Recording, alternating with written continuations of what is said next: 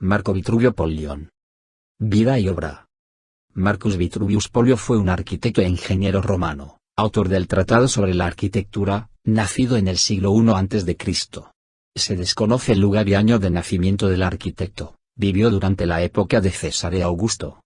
Maffei le consideró de Verona, otros creen que debió de nacer en Placencia, y algunos le juzgan natural de Mola de Gaeta, la antigua Formia. Esta última suposición parece ser la mejor fundada. Se sabe, sin embargo, que su existencia fue larga y activa. Fue soldado, con César, en Hispania y Grecia, donde actuó como ingeniero militar. Luego residió en Roma, y ahí trabajó en las construcciones imperiales. Julio César primeramente, y Augusto después, le ayudaron en su ancianidad con una subvención vitalicia, lo cual es una prueba del reconocimiento de ambos. Lo mismo que las huellas de su existencia. También los restos de su labor han sido borrados casi enteramente por el tiempo. Solo existen algunos en la población de Fano, para la cual construyó Vitruvio una famosa basílica y un arco de triunfo augustal aún visible, aunque modificado. En el campo de la técnica se le debe la invención del módulo equinario en la construcción de los acueductos. Proyectó también máquinas de guerra y edificó muchos monumentos. En Roma compuso, durante los últimos años de su vida, su famoso tratado de 10 libros, de arquitectura. Marco Vitruvio Pollion. Es famoso por ser el autor del tratado de arquitectura más antiguo que se conoce hasta la fecha y único de la antigüedad clásica. La única obra de estas características que se conserva de la antigüedad clásica. El tratado de arquitectura, se conoció y se utilizó en la Edad Media. Imprimiéndose por primera vez en Roma. Edición del humanista y gramático Fray Giovanni Sulpicio Veroli en 1486. Posteriormente se publicó en la mayor parte de los países. Reproduciendo las formas arquitectónicas de la antigüedad grecorromana.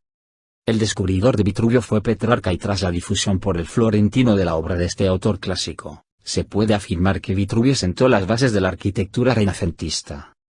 La edición del Tratado de Vitruvio en Roma en 1486, ofreció a los artistas del Renacimiento, imbuidos de la admiración por las virtudes de la cultura clásica tan propio de la época, un canal privilegiado mediante el cual reproducir sus formas arquitectónicas. Sus 5 órdenes escribió Bradbury construyeron Italia y siguen construyéndola todavía.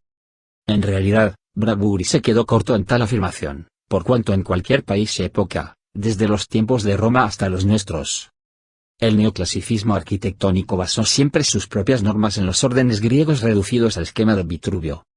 Posteriormente se publicó en la mayor parte de los países, y todavía hoy la obra de Vitruvio constituye una fuente documental insustituible. También por las informaciones que aporta sobre la pintura y la escultura griegas y romanas, con noticias de artistas y obras. Influencias de Marco Vitruvio en otros artistas y científicos. En El hombre de Vitruvio, Leonardo da Vinci estudió las proporciones del cuerpo humano partiendo de las indicaciones dadas por el mismo Vitruvio en su obra sobre la arquitectura. El dibujo del hombre de Vitruvio de Leonardo da Vinci del año 1487. Se conserva ahora en la Galería de la Academia, en Venecia. A las proporciones del cuerpo humano dadas por Marco Vitruvio se suman a otras de Leonardo, quien añadió y corrigió alguna de ellas. 4 dedos hacen una palma. 4 palmas hacen un pie. 6 palmas hacen un codo. 4 codos hacen un paso. 24 palmas hacen a un hombre. Si separas la pierna es lo suficiente como para que tu altura disminuya un 14avo. Y estiras y subes los hombros hasta que los dedos estén al nivel del borde superior de tu cabeza. Has de saber que el centro geométrico de tus extremidades separadas estará situado en tu ombligo y que el espacio entre las piernas será un triángulo equilátero. Desde la parte superior del pecho al nacimiento del pelo será la 7ª parte del hombre completo. Desde los pezones a la parte de arriba de la cabeza será la 4ª parte. La anchura mayor de los hombros contiene en sí misma la 4ª parte. Desde el codo a la punta de la mano será la 5ª parte. Desde el codo al ángulo de la axila será la 8ª parte. La mano completa será la 10ª parte. El comienzo de los genitales marca la mitad del hombre. El pie es la 7ª parte. Desde la planta del pie hasta debajo de la rodilla será la 4ª parte. Desde debajo de la rodilla al comienzo de los genitales será la 4ª parte. La distancia desde la parte inferior de la barbilla a la nariz y desde el nacimiento del pelo a las cejas es, en cada caso, la misma, y, como la oreja. Este diseño del hombre, es la simetría básica del cuerpo humano y por extensión del universo. crea 16 posiciones distintas.